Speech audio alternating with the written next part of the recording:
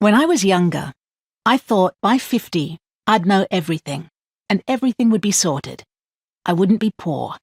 I wouldn't have skin problems or man problems.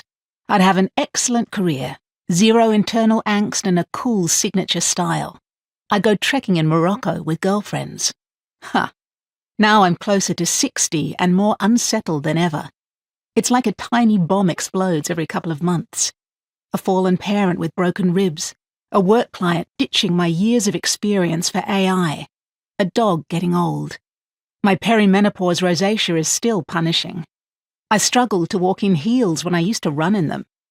My daily highlights are hand-feeding magpies and wondering how many people today will tell me about their next caravan trip. I was meant to be living my dream life by the beach now, loving how we'd ditched the city and made a longed-for sea change. I'd pictured myself wafting about in palazzo pants, passing charcuterie platters and murmuring, "The cheese is local," to ace chilled-out neighbours. I was supposed to be recovering from a workplace so bad it made me suicidal.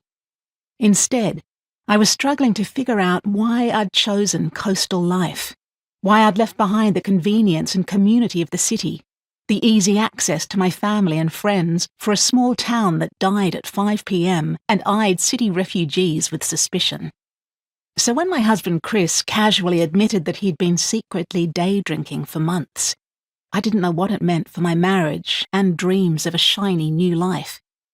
The reveal was accidental. We'd been at the local main beach with my dad, Brian. The water was only waist deep, but Dad's dodgy 83-year-old knees meant when he was knocked off his feet, he couldn't stand up again. I saw it happen from a distance. The ruthless parade of waves smashing over his head as he turned his face to the sky, mouth gaping like a hooked groper. So this is how it happens, I thought. Today I've hung out the sheets, slow-roasted Roma tomatoes and seen my dad die. But hold the bus. My husband was there by Bry's side, reaching out, fantastic. Disaster averted. Yeah, except it wasn't. Chris was falling over too. He couldn't get a grip on Dad. They were lurching around together like bears wrestling. And Chris was giggling. Far out, was everyone having a stroke? I tore open my boogie board wrist strap and ran. Got my arms under Bry's, hauled. "Dad, you have to help me. Where are the lifeguards? Stand up, it's shallow." Hauled again. And there he was, up. Arms around each other, we limped back to our pile of stuff. Chris was up and about too, smiling weakly. It was weird when I realised what was wrong with him.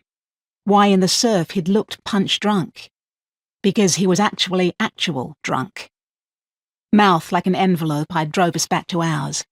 Dad stayed for a packet of chips. Then he went home and I went to town on my husband. Problem was, Chris had form. Both his late parents had problematic relationships with alcohol. In a past life, he'd smashed close to 20 ciders in one sitting. He cut back when we got together, but like a lot of us during COVID, booze became a best friend. Only 2 weeks before, I'd smelt vodka on his breath after he drove us to the beach, and he'd admitted to occasionally day drinking over summer. No biggie. I'd believed him then. Now I was furious and terrified. "How long's this been going on? Why didn't you tell me?" He shrugged, but his tone was defensive. "Jesus, I'm not 14. I don't have to check with Mum. I felt like a drink at lunchtime. It's what people on holidays do, you included."